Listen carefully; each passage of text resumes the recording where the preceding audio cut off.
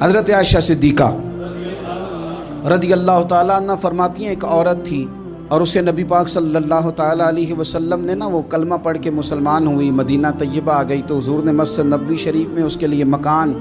ایک سادہ سا کمرہ ساتھ مسجد کے بنوا دیا، وہیں رہنے لگی۔ اکثر وہ سیدہ طیبہ کے پاس آتی تو حضرت عائشہ صدیقہ رضی اللہ تعالیٰ عنہ فرماتی ہیں وہ بڑی باتیں سناتی اور آخر میں کہتی وہ ہار والا دن بھی بڑا عجیب دن تھا اور میرے رب کی قدرتوں کا دن تھا، وہ بھی بڑا عجیب دن تھا۔ سیدہ عائشہ صدیقہ رضی اللہ تعالیٰ عنہ ایک دن فرمانے لگی کہ تو ہار والے دن کا بڑا ذکر کرتی ہے، وہ کیا دن تھا؟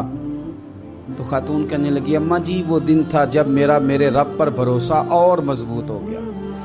جس دن میرا اپنے رب پر توکل اور بڑھا، میرے ایمان میں یقین میں اور پختگی آئی۔ کہنے لگی میں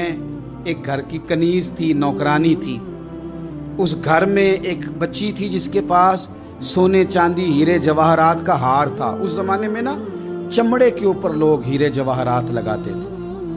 کئی دفعہ سرخ رنگ کے چمڑے پہ لگائے جاتے تھے، وہ بچی پہنتی تھی تو کہتی ہوں بچی کے اس نے اتار کے رکھا یا اس سے گرا وہ ہار تو چیل اسے اٹھا کے لے گئی گوشت سمجھ کے اور میرے سامنے اٹھا کے لے گئی۔ گھر والوں نے مجھ سے پوچھا، یہ بخاری میں موجود ہے، گھر والوں نے پوچھا مجھ سے کہ وہ ہار کہاں ہے تو میں نے کہا چیل اٹھا کے لے گئی۔ گھر میں کچھ چوری ہو جائے تو سب سے پہلا الزام کس پہ لگتا ہے؟ ملازمین پہ۔ کہتے انہوں نے مجھے بڑا مارا، بڑی تکلیف تھی، حتیٰ کہ میری شرمگاہ تک کی تلاشی، میری عزت اتنی خراب کی میں بتا نہیں سکتی۔ میں نے اپنی زندگی میں ایک واقعہ دیکھا، ایک امیر گھر میں چوری ہو گئی، ملازم کو اتنا مارا کہ وہ چارپائی پہ پڑ گیا، پولیس والوں سے اتنی مار پروائی گئی کہ وہ بیچارہ چارپائی پہ پڑ گیا اور پھر وہ اتنا بیمار ہوا اور کچھ دنوں کے بعد پتہ چل گیا کہ چور تو اپنا بیٹا ہے ان کا، پھر اس کا انتقال ہو گیا۔ اب وہ سیٹھ صاحب اور گھر والے آ کے مرنے والے کے کان میں معافیاں مانگ رہے ہیں، کان میں۔ تو میں نے ان سے پھر کہا تھا کہ یہ تو اب چلا گیا ہے، تمہارا زور چلتا تھا نا تو تم نے قانون خریدا اور تم نے اسے جتنا ہو سکا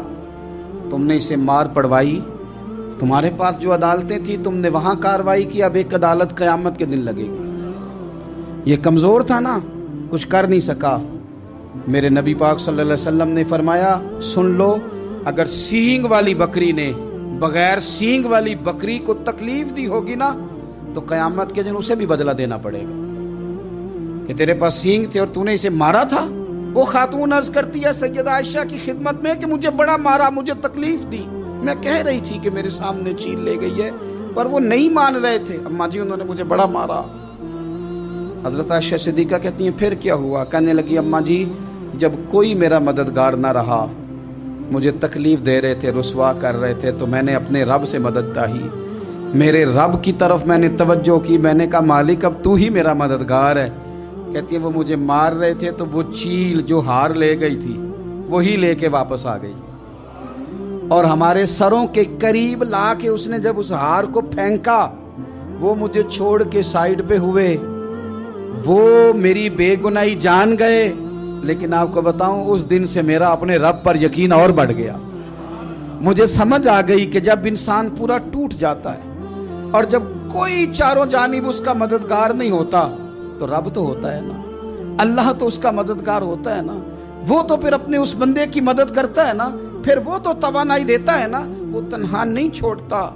وہ تو آنسوؤں والوں کے آنسوؤں پہ بڑا کرم فرماتا ہے، وہ تو قسم پرسی میں آ جاتا ہے، اس کی رحمت بڑھ کے استقبال کر لیتی ہے۔